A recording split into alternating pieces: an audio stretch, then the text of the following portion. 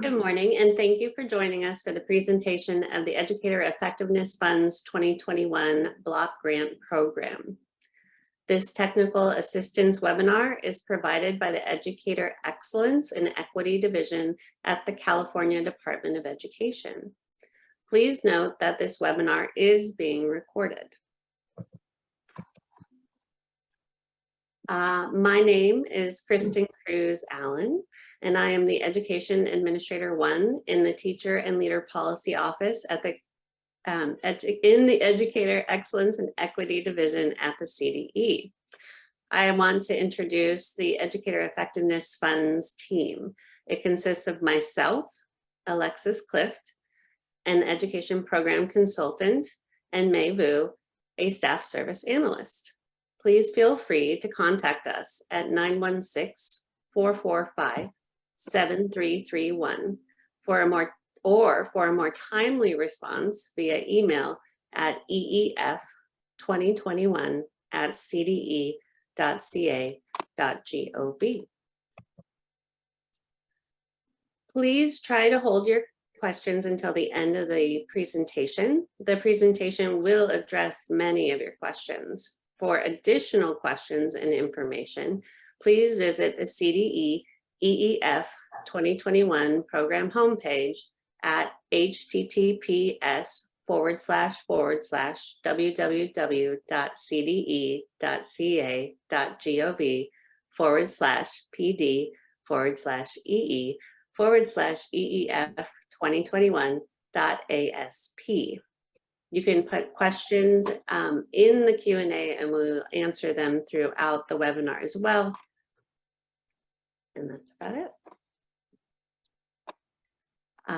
The EEF Block Grant Program was established by Assembly Bill or AB 130, Chapter 44, Section 22, Statutes of 2021. The law specified that the EEF may be used to support professional learning for certificated teachers, administrators, paraprofessional educators, and classified staff. Assembly Bill 181, Chapter 52, Section 18, Statutes of 2022, Education Code 41480, contains updates to the EEF, including changes to the timeline requirements and allowable uses. The EEF Block Grant represents an unprecedented investment in California's educator workforce. This program provides $1.5 billion for county offices of education, school districts, charter schools, and state special schools to provide professional learning in order to promote educator equity, quality, and effectiveness. There are now 11 allowable uses of these funds. Assembly Bill 181 added strategies to improve beginning teacher retention and support through teacher induction programs.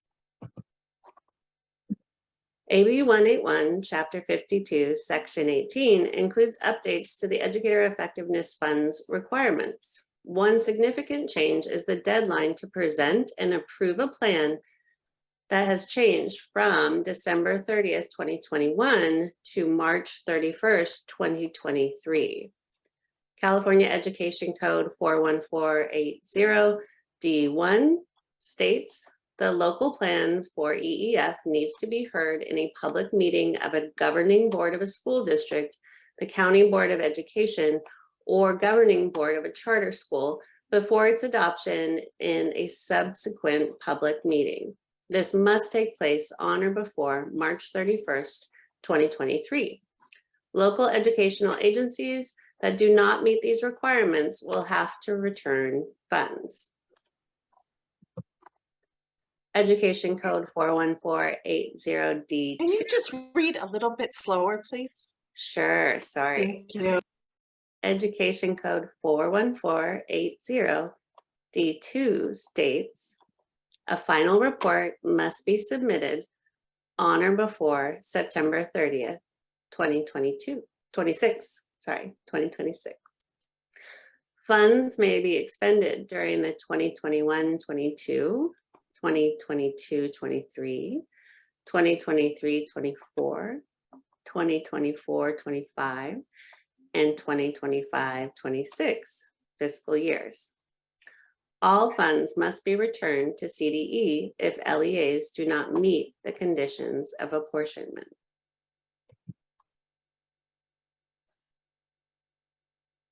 Recent legislation changed the deadline for presenting and adopting the EEF plan from December 31st, 2021 to March 31st, 2023.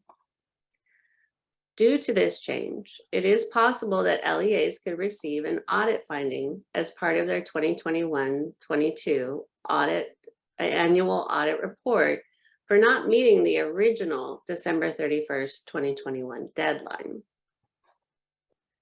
If an audit finding is received, the CDE will reach out to the LEA requesting corrective action to resolve the finding. Since the deadline has been moved to March 31st, 2023, evidence of the presentation and adoption of the plan in 2 separate public meetings by March 31st, 2023 will be sufficient to resolve the finding. Evidence would include meeting agendas and board-approved meeting minutes. Please note that the agendas and the minutes must show the presentation and adoption of the plan. I will now hand it over to Mei Vu to discuss the EEF annual reporting requirements. Hello. An annual data and expenditure report will be due each year on or before September 30th. The CDE is requiring annual reporting as a response to requests for detailed information in the legislative report to justify future funding opportunities and to confirm funding is being appropriately used and tracked at the local level. The first annual data and expenditure report is due on or before September 30th, 2022. The annual reporting template and online database link is now available on the EEF home program webpage at www.cde.ca.gov/PD/EE/EEF2021.ASP and the EEF annual reports webpage at www.cde.ca.gov/PD/EEF2021reports.asp. The reporting template and online database includes several sections and subsections. Let's look at a breakdown of the components. The initial sections include the logon page and instructions, overview and contact information, EEF services and purchases. The subsections, which are based directly on the original 10 allowable uses, include coaching and mentoring, standards aligned instruction, people re-engagement and accelerated learning, strategies to improve well-being, practices to promote positive school climate, inclusive practice strategies, English learner programs, new professional learning networks, ethnic studies curricula, early childhood or child development. We will review all of the initial sections, the logon page and instructions, the overview and contact information, and the professional learning services and purchases section. In addition, we will review one subsection, coaching and mentoring, as the narrative and expenditure information required for each subsection is the same. I will now hand it over to Alexis Cliff to walk us through the EEF report database. Hello, everyone.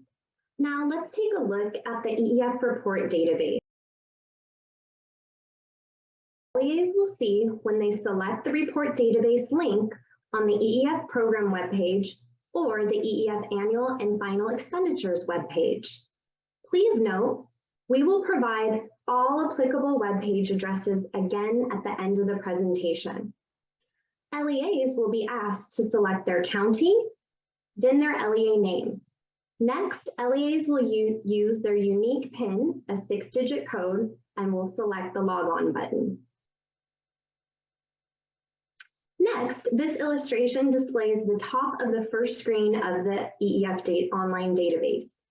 Please note that the LEA name and county district code, or CDS code, will appear at the top of each page in the EEF report database. Moreover, there are instructions at the top of each page. These instructions will always include: answer all applicable questions on each page. When you go to the next page, the responses of the current page will be automatically saved. You have the option to select the Save button to save all responses on the current page. At the end of the collection, you must select the Submit button to finalize your submission. After the instructions screen, Screen 1 includes the EEF overview and contact information section. At the top of this section, LEAs will see a box titled Total EEF Allocation. This box will be pre-populated with each LEA's total EEF allocation. Directly under the total EEF allocation is the Program Administrator subsection. Please note that the Program Administrator's email address will be used to notify the LEA that the report has been received by the CDE after the LEA submits the collection. All of the information in this subsection includes first name, last name, title, office, telephone number, extension, which is optional, and email. The second part of the EEF Overview and Contact Information section asks LEA's fiscal agent contact information. Please note that the fiscal agent section is optional. If the LEA chooses to complete this section, then the fiscal agent will be included on communications regarding budget and accounting for the EEF. All of the information in this subsection includes first name, last name, title, telephone number, extension, which is optional, and an email. The final subsection of the EEF Overview and Contact Information is titled EEF Plan Adopted by Local Board or Governing Body. This subsection asks LEAs to provide the date of their EEF plan adoption and includes an optional field in which LEAs may provide a link to their proposed EEF plan or the board minutes approving the plan. The next section of the database is very important because it provides staff count totals for certificated teachers, administrators, paraprofessionals, and classified staff that received professional learning through EEF. The Professional Learning Services and Purchases section asks LEAs for information related to the number of EEF services offered this year, as well as the number of staff members who participated in EEF services. Please note that the box next to staff type labeled Total Number Served will total automatically. The second part of the EEF Services and Purchases section asks LEAs to identify purchases made with EEF that supported professional learning offerings. This subsection requires LEAs to provide both narrative information as well as expenditure amounts for books, training materials, and other materials purchased under the allowable uses of funds. Specifically, it asks LEAs to provide information about the materials purchased and the vendors they were purchased from. Please note that the system will populate a total amount for this subsection near the bottom of the subsection. The third part of the EEF Services and Purchases screen asks LEAs to identify additional expenditures made with EEF that supported professional learning offerings. This subsection requires LEAs to provide both narrative information as well as expenditure amounts for staffing and benefits that were supported with the EEF. In the narrative box, LEAs should provide information about existing staff salaries and benefits that were supported with EEF, as well as basic duties and titles. This part also requires LEAs to report expenditure amounts for travel and per diem, stipends, and substitutes. Please note that the system will populate a total amount for this subsection near the very bottom of the subsection. I have also received a few questions regarding where the coaches and mentors belong. So I wanted to let you know, coaches and mentors could be reported here under staffing salaries, or they can go in the actual coaching and mentor section under coaches and mentors. This section is meant to cover any additional staffing salaries and benefits. Please make sure if you put one in one section, you do not add it in the other section, as we don't want the totals to be double counted. The fourth and final part of the EEF Services and Purchases screen asks about major activities supported by the EEF. This subsection is important because it provides LEAs with the opportunity to report on and elaborate on how they used EEF to promote educator equity, quality, and effectiveness. Please note that this should be a concise summary, as the maximum character limit is 1,500. The next part of the database includes a list of subsections tied to the original 10 allowable uses for EEF. Please note that the database will include 11 subsections for allowable uses next year, as AB 181 added one additional area for beginning teacher retention and support through teacher and administrator induction programs. For this reporting year, this section asks LEAs to indicate which, if any, of the following categories their LEA had EEF expenditures in for the current reporting year. For this year, 2022, the allowable expenditures include coaching and mentoring, standards aligned instruction, pupil re-engagement, pupil well-being, positive school climate, inclusive practices, English learner programs, professional learning networks, ethnic studies, and early childhood development. It is very important that LEAs pay particular attention to this section and make sure to select yes next to any allowable use categories that were funded through EEF this year. Please note that this system will only take LEAs to the subsection reporting screens for the categories in which they selected yes. If for some reason an LEA did not spend any funds in the 2021-22 fiscal year, then the LEA will select no for each subcategory, and then the LEA will be taken to a final summary screen. The final summary screen simply asks them to verify their total EEF expenditures by category and for some basic narrative information regarding their EEF plan and when they anticipate expending these funds. Please note that this is an example of the final summary screen will be displayed later in this presentation. So far, we have gone through the initial screens for the annual reporting database, including our login screen, our instruction screen, the overview and context section, the EEF services and purchases section, and the EEF expenditure category selection section. The next part of the database includes subsections tied to the 10 original allowable uses for EEF. Since all of the subsections contain a very similar structure, we will only review the very first subsection, titled Coaching and Mentoring. This section asks LEAs for information related to coaching and mentoring activities that were supported by the EEF.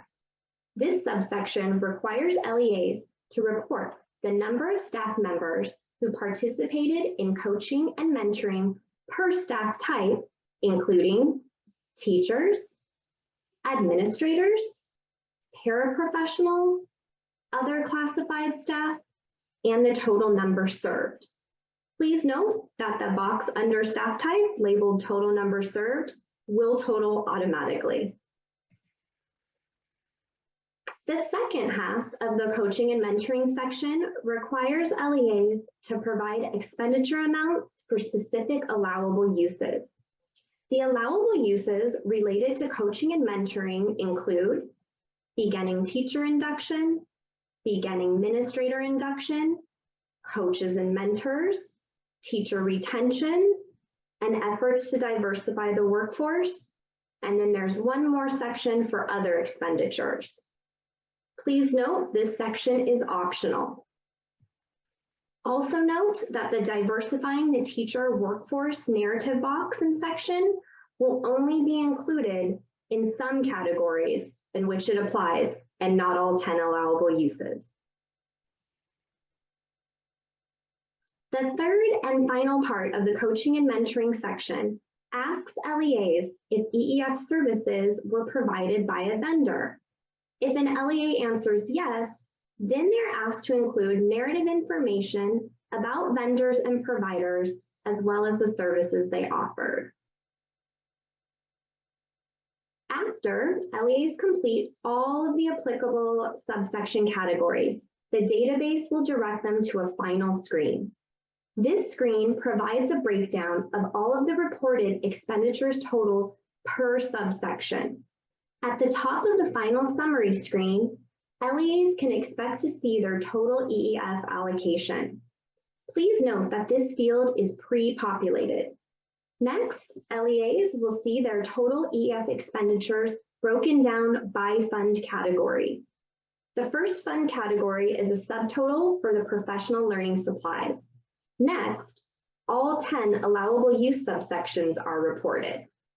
Coaching and mentoring, standards aligned instruction, pupil re-engagement, pupil well-being, positive school climate, inclusive practices, English learner programs, professional learning networks, ethnic studies, and early childhood development.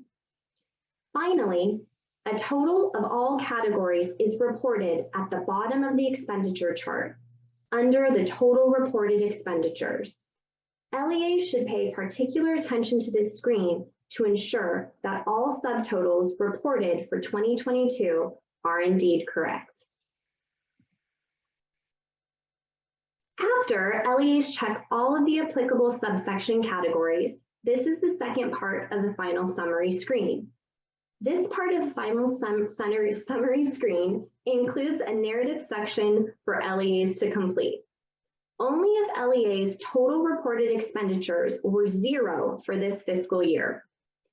Finally, at the bottom of the screen, LEAs will see an electronic signature box. This box includes an acknowledgement that states, "I hereby certify that, to the best of my knowledge, the information in this application is correct and complete. I support the proposed project and commit my organization to completing all of the tasks and activities that are described in this application." The authorizing official is to acknowledge the statement and type their name in the signature field near the bottom of the screen. This is the very last screen of the EEF database. The top of the page will display the LEA name and CDS code. LEAs are directed to select the Submit button to submit their collection. Upon submission, each LEA will be given a confirmation number and provided with the printable version of their responses. Please note that the program administrator's email address will be used to notify each LEA that their report has been received by the CDE. And now let's turn it back over to my colleague, Mei Vu, to go over some EEF timeline information.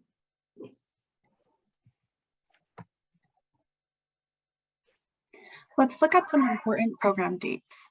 First, between January and May of this year, the CDE released all of the Educator Effectiveness Funds to LEAs.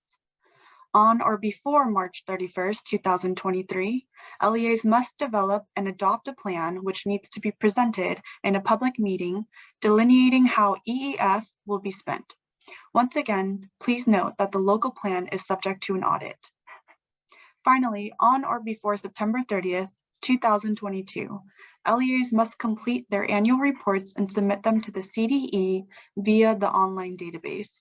Remember, The annual report is due every year on or before September 30th, and a final report is due on or before September 30th, 2026.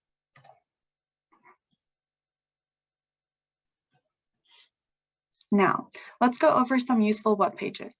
You can visit the EEF Home Program webpage at www.cde.ca.gov/pd/EEF2021.asp. You can visit the EEF 2021 Frequently Asked Questions webpage at www.cde.ca.gov/pd/EEF2021FAQ.asp. For important fiscal information, our colleagues in the School Fiscal Services Division have created a webpage at www.cde.ca.gov/FG/AA/CA/Educator-Effectiveness.asp.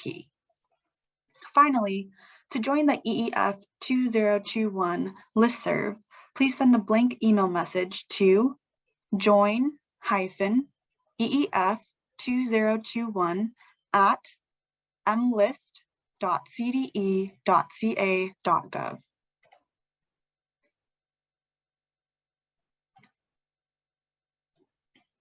For fiscal questions, including allocations and audits, please feel free to contact the School Fiscal Services Division at the CDE directly at caar@cde.ca.gov. Please remember, you may also find useful fiscal information on the School Fiscal Services Division webpage at www.cde.ca.gov/FG/AA/CA/Educator-Effectiveness.asp.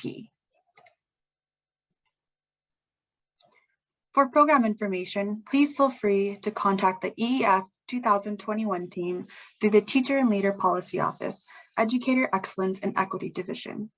Kristen Cruz Allen, Education Administrator 1. Alexis Clift, Education Programs Consultant. May Vu, Staff Service Analyst. Please feel free to contact us via email at eef2021@cde.ca.gov.